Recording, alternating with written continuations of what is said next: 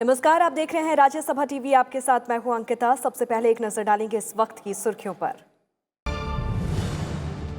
भारत चीन सीमा विवाद पर विचार विमर्श के लिए दोनों देशों के प्रतिनिधियों की नई दिल्ली में बैठक जारी। राष्ट्रीय सुरक्षा सलाहकार अजीत डोभाल और चीन के विदेश मंत्री वांग यी शामिल। प्रधानमंत्री नरेंद्र मोदी और चीन के राष्ट्रपति शी जिनपिंग के बीच शिखर स्तरीय वार्ता में लिए गए फैसलों के अनुपालन का बनाया जा रहा है रोड मैप।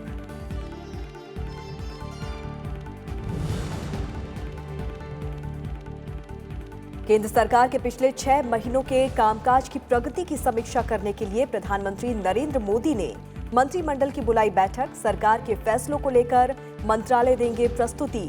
बैठक में कृषि, ग्रामीण विकास और सामाजिक क्षेत्र जैसे मुद्दों पर होगा जोर।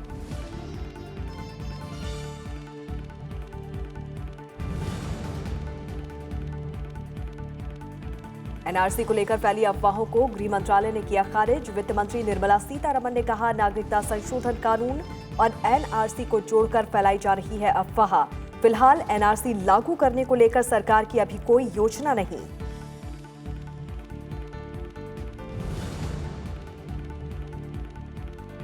उपराष्ट्रपति एम वेंकैया नायडू ने बुजुर्गों को बताया समाज का जागरूक प्रहरी। कहा, समाज और परिवार के सदस्यों की ओर से बुजुर्गों की देखभाल को दे सर्वोच्च प्राथमिकता।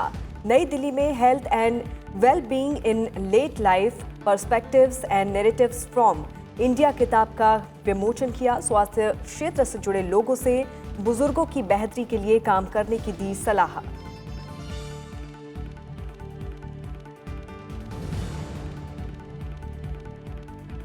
उन्नीस साल में पहली बार बिना नक्सली हिंसा के शांतिपूर्वक संपन्न हुए झारखंड में विधानसभा चुनाव। 5वें और अंतिम दौर में 71% से ज्यादा मतदान।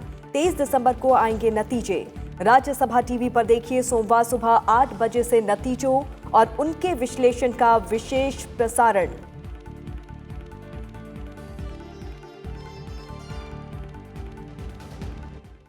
भारत और चीन के बीच सीमा मुद्दे पर चर्चा के लिए दोनों देशों के विशेष प्रतिनिधियों की इस समय नई दिल्ली में बैठक चल रही है। इस मुद्दे पर दोनों देशों के बीच ये 22वीं बैठक है। बैठक में भारतीय शिष्टमंडल का नेतृत्व राष्ट्रीय सुरक्षा सलाहकार अजीत डोभाल और चीनी शिष्टमंडल का नेतृत्व वहां के विदेश मंत्री वांग यी कर रहे हैं। बैठक में प्रधानमंत्री नरेंद्र मोदी और चीन के राष्ट्रपति शी जिनपिंग के बीच शिखर स्तरीय वार्ता में लिए गए फैसलों के अनुपालन का रोड मैप बनाया जा रहा है। इस साल अक्टूबर में चेन्नई में प्रधानमंत्री मोदी और राष्ट्रपति शी जिनपिंग के बीच दूसरे अनौपचारिक शिखर सम्मेलन और आरसीईपी से बाहर रहने के फैसले के बाद दोनों देशों के बीच विशेष प्रतिनिधियों की ये पहली बैठक है। इसके अलावा चीन के विदेश मंत्री वांग यी उपराष्ट्रपति एम वेंकैया नायडू से भी मुलाकात करेंगे। भारत और चीन के बीच वास्तविक नियंत्रण रेखा पर शांति बनाए रखने और लंबित सीमा विवाद सुलझाने के लिए 20 दौर से ज्यादा बार बैठक कर चुके हैं। भारत और चीन अगले साल राजनयिक संबंधों की 70वीं वर्षगांठ मनाएंगे। इसके तहत दोनों देशों में आपसी संबंधों और विशिष्टताओं को दर्शाने वाले 70 कार्यक्रम आयोजित किए जाएंगे। और इस मामले में और अधिक जानकारी के साथ विदेश मामलों के संपादक अखिलेश सुमन इस वक्त हमारे साथ न्यूज रूम से जुड़ रहे हैं। अखिलेश, भारत और चीन के बीच सीमा मुद्दे पर चर्चा के लिए दोनों देशों के विशेष प्रतिनिधियों की इस वक्त नई दिल्ली में बैठक चल रही है। क्या कुछ खास इस बैठक के दौरान रहने वाले हैं? कौन से अहम मुद्दों पर चर्चा होगी? देखिए, जो सबसे अहम मुद्दा है भारत और चीन के बीच में कि तकरीबन 3500 किलोमीटर लंबी सीमा है जो विवादित है। इस पे चीन का भी दावा है, भारत का भी दावा है। कई ऐसे इलाके हैं जो चीन के नियंत्रण में हैं और भारत के हिस्से में उसे होना चाहिए, और चीन कई जगह ऐसा दावा करता है जो भारत के नियंत्रण में है उसे चीन के पास होना चाहिए। खासतौर पे अरुणाचल प्रदेश पे चीन का कुछ इलाकों पर चीन का दावा है। उधर लद्दाख के कुछ इलाकों में चीन ने अवैध कब्जा कर लिया है। अक्साई चीन का इलाका है जो चीन के कब्जे में है। उसके अलावा आप देख रहे हैं कि भारत में जो पाक नियंत्रित जो जम्मू कश्मीर है उसके इलाके से चीन अपना CPEC China Pakistan economic corridor की सड़क निकाल रहा है, तो ये भी भारत का एक अविभाज्य अंग है और उस अंग पे चीन ने बिना भारत को बताए हुए अपनी सड़कें बनानी शुरू कर दी है, वो औद्योगिक गतिविधियां शुरू की है। तो ये सारे मामले हैं जिस पे कि भारत और चीन के बीच में बात होगी। खास करके इसके अलावा एक और बड़ी बात है कि जब भारत में धारा 370 को हटाया गया और जम्मू कश्मीर और लद्दाख दो अलग अलग केंद्र शासित प्रदेश बनाए गए, उसके बाद चीन ने आपत्ति की और जिसे कि भारत ने कहा कि ये भारत का अंदरूनी मामला है और उसमें चीन को बोलने का कोई हक नहीं है, क्योंकि जो आउटर टेरिटरी है, जो बाहरी सीमा है, बाहरी सीमा पे कोई फर्क नहीं पड़ा है, इसलिए चीन की कोई भी आपत्ति बेवजह है। सीमा मामले पे अलग से बातचीत चल ही रही है, ऐसे में चीन को बोलने का कोई मतलब नहीं है। और दूसरी बात है कि इधर कश्मीर के मामले पर चीन ने भी यूनाइटेड नेशन सिक्योरिटी काउंसिल में 2 बार मामला उठाने की कोशिश की। एक बार मामले पे चर्चा हुई, कोई प्रेस बयान किसी ने देने पर सहमति नहीं बनी, तो चीन ने खुद अलग आकर एक बयान दे दिया। उसके बाद इस बार फिर चीन ने जम्मू कश्मीर मामले को सिक्योरिटी काउंसिल में उठाने की कोशिश हुई, हालांकि जो सिक्योरिटी काउंसिल के सदस्य हैं उनका भारी विरोध हुआ और चीन ने वो प्रस्ताव वापस लिया। तो ये सारे राजनीतिक और सीमा के मामले हैं, इस पर बात होगी। और इसमें आप जान रहे हैं कि ममल्लापुरम में जो इनफॉर्मल समिट के बाद ये सबसे बड़ी उच्च स्तरीय बैठक है भारत और चीन के बीच में, और वांग यी जो है वो विदेश मंत्री भी हैं और इधर से विदेश सचिव भी उस बैठक में है, राष्ट्रीय सुरक्षा सलाहकार के अलावा। तो ऐसी स्थिति में मुझे लगता है कि थोड़ी सी सीमा की राजनीति और उसके अलावा सीमा जो विभाजन के जो तकनीकी पहलू हैं, बंटवारे के जो तकनीकी पहलू हैं, उन तकनीकी पहलुओं पर भी आज कुछ बातचीत होगी। बिल्कुल बिल्कुल अखिलेश, बहुत बहुत शुक्रिया इस तमाम जानकारी के लिए। प्रधानमंत्री नरेंद्र मोदी ने पिछले 6 महीनों में सरकार के कार्यों की प्रगति की समीक्षा करने के लिए मंत्रिपरिषद की बैठक बुलाई है। उनके द्वारा लिए गए विभिन्न फैसलों पर विभिन्न मंत्रालयों द्वारा संक्षिप्त प्रस्तुतियां दी जाएंगी। इस बैठक में कृषि, ग्रामीण विकास और सामाजिक क्षेत्र पर विशेष ध्यान केंद्रित किया जाएगा। पिछले कुछ हफ्तों में प्रधानमंत्री ने कैबिनेट की बैठकों के दौरान सरकार की नीतियों को लागू करने में विभिन्न मंत्रालयों द्वारा की गई प्रगति की समीक्षा की है, लेकिन आज की बैठक इस मायने में अहमियत रखती है कि इसमें केंद्रीय राज्य मंत्री भी शामिल होंगे। गृह मंत्रालय ने नागरिकता संशोधन कानून और एनआरसी जोड़कर फैल रही अफवाहों को खारिज किया है। गृह मंत्रालय ने ट्वीट जारी करके नागरिकता को लेकर साफ किया है कि किसी भी नागरिक से 1971 से पहले के पूर्वजों के कोई दस्तावेजी सबूत नहीं मांगे जा रहे हैं। कोई भी भारतीय नागरिक जन्म स्थान और जन्म प्रमाण पत्र से जुड़ा दस्तावेज देकर नागरिकता साबित कर सकता है। इसके अलावा कई और भी प्रमाण पत्र हैं जिन्हें दिखाकर भी नागरिकता साबित की जा सकती है। नागरिकता के लिए किसी भी नागरिक को कोई असुविधा नहीं होगी और उन्हें घबराने की जरूरत नहीं है। इस बीच केंद्रीय वित्त मंत्री निर्मला सीतारमण ने कहा है कि विपक्षी पार्टियां संशोधित नागरिकता कानून और एनआरसी को आपस में जोड़कर डर पैदा कर रही है, जबकि एनआरसी लागू करने को लेकर सरकार की अभी कोई योजना नहीं है। एनआरसी और ये सीएए सिटीजनशिप अमेंडमेंट एक्ट के जोड़ना गलत है। इन दोनों के आपस में कुछ कनेक्शन नहीं है। एनआरसी अलग है। जो एनआरसी असम में चल रही है वो कानूनन सुप्रीम कोर्ट के तहत चल रही है, मगर बाकी हिस्सों में कुछ एनआरसी शुरू तक नहीं हुआ और उस एनआरसी के ऊपर पूरे चर्चा से स्टेक होल्डर्स के साथ होने के बाद ही अगर जब भी होगा तब होगा। International goodwill society of India की तरफ से आयोजित doctor Nagendra Singh memorial lecture में राज्यसभा सांसद डॉक्टर सुब्रमण्यम स्वामी और प्रसार भारती चेयरमैन ए सूर्यप्रकाश ने नागरिकता संशोधन कानून पर लोगों का भ्रम दूर करने की सलाह दी। डॉक्टर सुब्रमण्यम स्वामी ने कहा कि सरकार की मंशा लंबे समय से चल रहे गैर कानूनी शरणार्थियों की समस्या का हल निकालना है। उन्होंने कहा कि इस कानून के तहत किसी की नागरिकता नहीं जाएगी। वहीं प्रसार भारती के चेयरमैन ए सूर्यप्रकाश ने कहा कि जो मुख्यमंत्री इस कानून को लागू नहीं करने की बात कर रहे हैं वो संसद का अपमान कर रहे हैं। उन्होंने कहा कि मुख्यमंत्रियों की इस बयानबाजी से देश की एकता पर फर्क पड़ता है। They were declared by previous governments as illegal immigrants, but the previous governments, especially the Congress governments, had given them a certificate to enable them to live here as long as they wanted without being a citizen. But that was not good enough, because if you didn't want a citizen, you didn't have an Aadhaar card, it would be very difficult to get a job in India. If you don't have ID papers, a piece of paper saying that you are an illegal immigrant, you are an illegal migrant, and that you have a right to stay, does not, doesn't inspire confidence of those who want to give you a good job for a long-term period. So therefore, we came to a conclusion which was recommended by previous governments.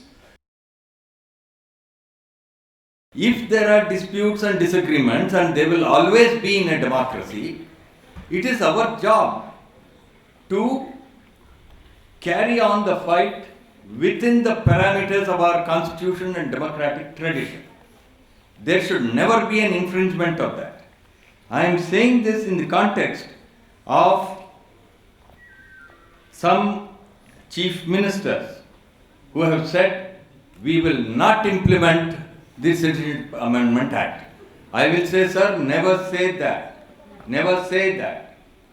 This constitutes a threat to the Constitution and to India's unity and integrity. Please take those words back. This is very, very serious. केंद्रीय रासायनिक और उर्वरक मंत्री मनसुख मंडाविया ने गुजरात के कच्छ में पाकिस्तान से आए शरणार्थियों को कल नागरिकता प्रमाण पत्र सौंपे। उन्होंने पाकिस्तानी शरणार्थियों से भी मुलाकात की। ये लोग पाकिस्तान में उत्पीड़न का शिकार होने के बाद गुजरात के मोरबी और गुजरात के कच्छ जिलों में शरण लिए हुए थे। इस अवसर पर मनसुख मंडाविया ने कहा कि नागरिकता संशोधन अधिनियम पाकिस्तान, बांग्लादेश और अफगानिस्तान में धार्मिक उत्पीड़न का सामना करने वाले अल्पसंख्यकों को जीवन में एक नया अवसर प्रदान करेगा और भारत में उन्हें एक गरिमापूर्ण जीवन जीने का मौका मिलेगा। आज ये बड़ी संख्या में शरणार्थी को देख के, उसके चेहरे को देख के खुशी हुई। हिंदुस्तान में शरणार्थी के रूप में वो आज दिन तक रहते थे और अभी से उसको नागरिकत्व मिल जाएगा भविष्य में। इससे उसको बहुत खुशी है और उससे वो बहुत उत्साहित भी है। नागरिकता संशोधन अधिनियम के जानकारी के अभाव और अफवाहों के चलते देश भर में प्रदर्शन हो रहे हैं। इसके विरोध में दिल्ली के कनॉट प्लेस के सेंट्रल पार्क में हजारों युवाओं ने इस कानून का समर्थन करते हुए शांतिपूर्ण प्रदर्शन किया और लोगों से शांति बनाए रखने की अपील की। नागरिकता संशोधन अधिनियम के समर्थन में दिल्ली के कनॉट प्लेस में शुक्रवार को हजारों युवा एकजुट हुए।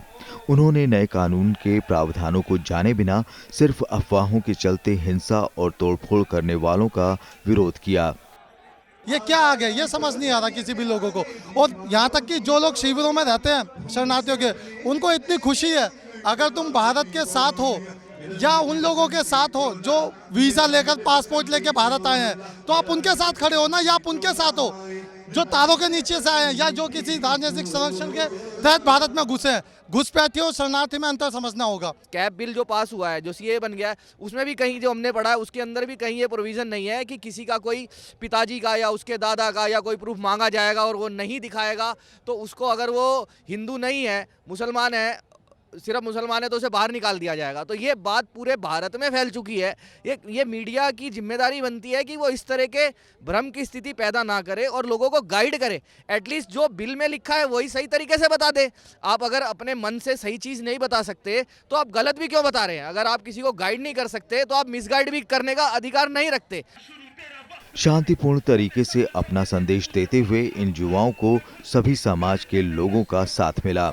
इन लोगों ने सभी से पहले बिल के प्रावधानों को पढ़ने और समझने की अपील की। देखिए, ये जो सीएबी जो अब सीएए हो चुका है, पार्लियामेंट के अंदर पास हो चुका, दोनों ऐवानों के अंदर, और राष्ट्रपति की मोहर लग गई है। ये देश के मुसलमानों के खिलाफ नहीं है। ये नागरिकता लेने का, छीनने का बिल नहीं है, नागरिकता देने का बिल है, जिसको बार बार हमारे प्रधानमंत्री नरेंद्र भाई मोदी और गृह मंत्री अमित शाह जी ने कई बार कह दिया कि देश के मुसलमान इससे भ्रमित न हो, भय न करें। नागरिकता संशोधन अधिनियम के समर्थन में उतरे इन लोगों ने कहा कि सरकार तक अपनी बात शांतिपूर्ण तरीके से भी पहुंचाई जा सकती है। नागरिकता संशोधन अधिनियम के प्रति अज्ञानता के चलते देश भर में हो रहे हिंसक विरोधों के बीच एक खूबसूरत तस्वीर आई है दिल्ली के कनॉट प्लेस से, जहां दिल्ली एनसीआर के हजारों युवाओं ने इकट्ठा होकर उन प्रदर्शनकारियों से शांतिपूर्ण तरीके से अपील की कि पहले इस बिल को समझा जाए और अगर विवाद है तो उस बिल पर अपना विरोध दर्ज किया जाए। कैमरामैन सुधीर के साथ भरत सिंह दिवाकर, राज्यसभा टीवी, नई दिल्ली। उपराष्ट्रपति एम वेंकैया नायडू ने आज दिल्ली में health and well being in late life perspectives and narratives from India किताब का विमोचन किया। इस किताब को दिल्ली एम्स के जेनेटिक मेडिसिन की विशेषज्ञ डॉक्टर प्रसून चटर्जी ने लिखा है और इस मौके पर उपराष्ट्रपति ने समाज में बुजुर्गों के साथ दुर्व्यवहार पर चिंता जताई। उन्होंने कहा कि अनदेखी के चलते आज बड़ी संख्या में बुजुर्ग वृद्धाश्रम में रहने पर मजबूर हैं। उपराष्ट्रपति ने समाज और परिवार के सदस्यों की ओर से बुजुर्गों की देखभाल को सर्वोच्च प्राथमिकता देने का अनुरोध किया और स्कूली दिनों के ही बच्चों को बुजुर्गों का सम्मान, सामाजिक मूल्यों को बढ़ावा देने और परिवार व्यवस्था की शिक्षा देने की जरूरत बताई। The need of the hour is to strengthen the family system. It is very much necessary for the health and wealth of the nation. Health as well as the wealth of the nation. If you are healthy, you can become wealthy. If you are wealthy, there is no guarantee that you will be healthy. Keeping that in mind, the primary aspect of life and taking care of the elders is to strengthen the family system. It is a bounden duty according to Hindu culture or philosophy to take care of our elders. Pious responsibility. That is the civilization. That's why this civilization is popular across the globe. उपराष्ट्रपति ने वरिष्ठ जनों को समाज का जागरूक प्रहरी बताया और बुजुर्गों की समस्याओं को समझने और उन्हें सुविधाएं मुहैया कराने के लिए लोगों को इसके लिए तैयार करने की आवश्यकता बताई। उपराष्ट्रपति ने कहा कि बुढ़ापे में लोगों को अवसाद समेत कई तरह की शारीरिक समस्याओं और बीमारियों का सामना करना पड़ता है। स्वास्थ्य क्षेत्र में जुड़े लोगों से बुजुर्गों की बेहतरी के लिए काम करने की सलाह दी। उन्होंने सरकार की ओर से जारी national programme for health care of elderly और आयुष्मान भारत कार्यक्रम की तारीफ भी की। Due to the aging process, the old people often feel depressed, lonely, and find it difficult to adjust to the changes taking place as a result of aging. It should be noted that aging increases one's susceptibility to many diseases and conditions. Older people often suffer from multiple health issues, from chronic conditions to dementia. The basic things of the life. And see to it that we go back to our civilizational values, traditions. And our children must have the benefit of the wisdom of the elders. Jharkhand में कल 5वें और अंतिम चरण के लिए मतदान संपन्न हो गया। अंतिम चरण में 71.69% मतदान दर्ज किया गया। झारखंड के अस्तित्व में आने के 19 साल के इतिहास में पहली बार बिना एक भी नक्सली हिंसा के चुनाव का काम पूरा हुआ। कल अंतिम चरण में संथाल परगना क्षेत्र के साहिबगंज, पाकुड़, दुमका, जामताड़ा, देवघर और गोड्डा के 16 निर्वाचन क्षेत्रों में वोट डाले गए। मतदान को लेकर सुरक्षा के पुख्ता इंतजाम किए गए थे। 5 नक्सल प्रभावित बोरियो, बरहेट, लिट्टीपाड़ा, महेशपुर और शिकारीपाड़ा निर्वाचन क्षेत्रों में 3 बजे तक मतदान हुआ, जबकि बाकी 11 सीटों के लिए शाम 5 बजे तक वोट डाले गए। इस चरण में 39 महिलाओं सहित 236 उम्मीदवार चुनावी मैदान में थे। इस चरण में विपक्ष के मुख्यमंत्री पद के उम्मीदवार हेमंत सोरेन की भी किस्मत ईवीएम में कैद हो गई। हेमंत सोरेन दुमका और बरहेट से चुनाव मैदान में हैं। दुमका में उनके खिलाफ झारखंड सरकार के मंत्री लुइस मरांडी मैदान में हैं। चुनाव के नतीजे 23 दिसंबर को घोषित किए जाएंगे। झारखंड विधानसभा चुनाव की मतगणना के लिए प्रशासन ने पुख्ता तैयारी कर ली है। 23 दिसंबर को होने वाली मतगणना के लिए मतगणना केंद्रों पर कड़े सुरक्षा प्रबंध किए गए हैं। मतगणना 23 दिसंबर को सुबह 8 बजे से शुरू होगी। राज्यसभा टीवी ने झारखंड विधानसभा चुनाव के नतीजों के स्पेशल कवरेज की व्यवस्था की है। आप राज्यसभा टीवी पर झारखंड विधानसभा चुनाव की मतगणना का पल पल का अपडेट सुबह 8 बजे से देख सकते हैं। नतीजों और रुझानों के साथ ही आपको झारखंड चुनाव के मुद्दे, पार्टियों के वादों और उनके प्रदर्शन पर राजनीतिक जगत के जानकारों का विश्लेषण देखने को मिलेगा। इसके अलावा चुनावी गठबंधन, नई सरकार की तस्वीर की सटीक जानकारी भी मिलेगी।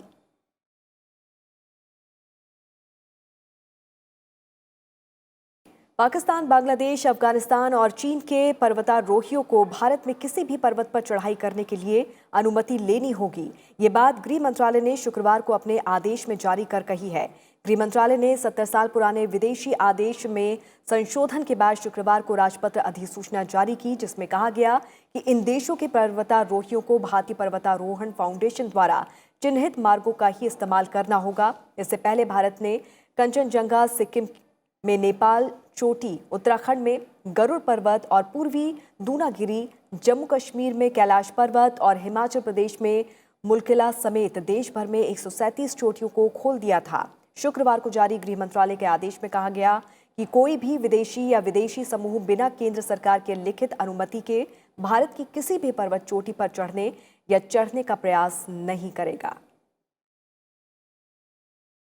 पर्यावरण मंत्री प्रकाश जावड़ेकर ने कहा है कि भारत पेरिस समझौते के तहत कार्बन उत्सर्जन के लक्ष्य को जल्द हासिल करने वाला प्रमुख देश है। उन्होंने कहा कि भारत के लिए कार्बन उत्सर्जन की तीव्रता 35% तक घटाने का लक्ष्य था और हम अब तक उत्सर्जन की तीव्रता 21% तक कम कर चुके हैं। प्रकाश जावड़ेकर ने कहा कि जलवायु परिवर्तन को कम करने और पर्यावरण संरक्षण के भारत के प्रयास की हाल ही में संपन्न संयुक्त राष्ट्र कन्वेंशन के 25वें अधिवेशन में सराहना की गई थी। ये सम्मेलन जलवायु परिवर्तन पर आयोजित किया गया था। पर्यावरण मंत्री ने कहा कि शिखर सम्मेलन में ऐसा कोई भी फैसला नहीं लिया गया जो भारत के हितों और रुख के विरुद्ध हो। भारत ने जो काम किया है पर्यावरण में जलवायु परिवर्तन को रोकने के लिए, उसकी भूरी भूरी प्रशंसा की है। भारत ने लक्ष्य जो लिए है पेरिस के समझौते में कि हम हमारी एनर्जी इंटेंसिटी रिडक्शन 35% करेंगे, यानी जो कार्बन उत्सर्जन है एमिशन इंटेंसिटी, तो कार्बन उत्सर्जन की तीव्रता को हम कम करेंगे और ये 35% करेंगे। मुझे खुशी है आज ही हमारा 21% हो गया है और इसलिए हम बहुत सही दिशा में चल रहे हैं। प्रधानमंत्री मोदी जी ने पहले पेरिस समझौते के समय ही 1,75,000 मेगावाट का लक्ष्य रखा अपारंपरिक ऊर्जा का। उस पर भी हम अच्छी तरह से चल रहे हैं और 80,000 मेगावाट अपारंपरिक ऊर्जा अभी निर्माण हो रही है। 22 तक 1,75,000 होगी। और अब बात पर्यावरण और जलवायु परिवर्तन को लेकर खास पेशकश की।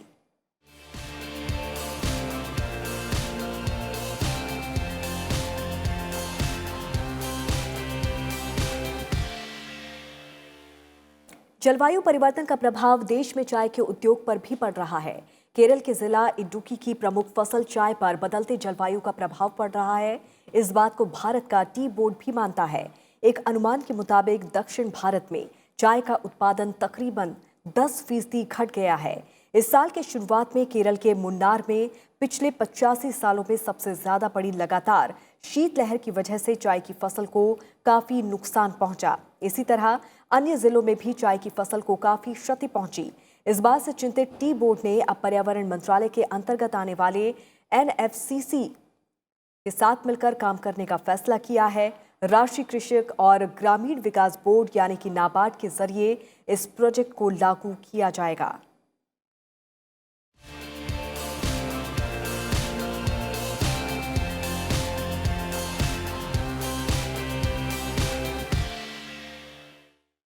ब्रिटेन की नवनिर्वाचित संसद ने प्रधानमंत्री बोरिस जॉनसन के ब्रेक्जिट से अलग होने के यूरोपीय संघ के साथ समझौते की प्रारंभिक अनुमति दे दी है। संसद के निचले सदन में इसके पक्ष में 358 मत पड़े हैं, जबकि विरोध में 234 सांसदों ने वोट दिया। यूरोपीय संघ से अलग होने का विधेयक अब आगे विचार के लिए संसद में जाएगा। विधेयक से बदलाव की अवधि के विस्तार पर यह प्रतिबंध लगाया जाएगा। इस अवधि के दौरान हालांकि ब्रिटेन यूरोपीय संघ से अलग होगा, लेकिन उसे 2020 के बाद यूरोपियन संघ के काफी नियमों का पालन करना पड़ेगा। बोरिस जॉनसन ने कहा है कि ब्रिटेन ब्रेक्जिट की मंजूरी की दिशा में एक कदम और आगे बढ़ गया है। साइखो मीराबाई चानू ने छठे कतर इंटरनेशनल कप भारोत्तोलन में 49 किलोग्राम वर्ग में स्वर्ण पदक जीत लिया है। पूर्व विश्व चैंपियन चानू ने ओलंपिक क्वालिफाइंग टूर्नामेंट में 194 किलोग्राम वजन उठाकर स्वर्ण पदक जीता है। राष्ट्रमंडल खेलों की स्वर्ण पदक विजेता चानू ने स्नैच में 83 किलो और क्लीन एंड जर्क में 111 किलो वजन उठाया है। जेरेमी लाल रेनुंगा ने रजत पदक अपने नाम किया। जम्मू कश्मीर और हिमाचल प्रदेश में फिर से बर्फबारी होने से पूरे उत्तर भारत में शीतलहर का प्रकोप है। हिमाचल प्रदेश के ऊंचाई वाले क्षेत्रों में कल फिर हिमपात हुआ है। मौसम विभाग ने आज भी तेज बारिश और बर्फबारी का अनुमान व्यक्त किया। बर्फबारी के बाद पूरा जम्मू कश्मीर और लद्दाख कड़ाके की ठंड की चपेट में है। मौसम विभाग ने अगले 2 दिनों में इन दोनों केंद्र शासित प्रदेशों में तेज बारिश और बर्फबारी होने का अनुमान व्यक्त किया है। श्रीनगर जम्मू राजमार्ग को कल फिर से यातायात के लिए बंद कर दिया गया है। श्रीनगर लेह राजमार्ग और मुगल रोड और अनंतनाग किश्तवाड़ सड़क भी यातायात के लिए बंद है। दिल्ली में भी कड़ाके की ठंड और घना कोहरा छाया हुआ है, जिसके कारण कई उड़ानें रद्द की गई हैं और रेल सेवाएं भी बाधित हैं। आज दिल्ली में हल्की बारिश के साथ ठंड बढ़ने की संभावना है। पंजाब और हरियाणा में शीतलहर की चपेट में हैं। इन दोनों राज्यों में से हिसार में सबसे कम 4.5 डिग्री सेल्सियस तापमान दर्ज किया गया। और इसी के साथ इस बुलेटिन में फिलहाल इतना ही। आइए एक नजर डाल लेते हैं देश के प्रमुख शहरों के मौसम के हाल पर।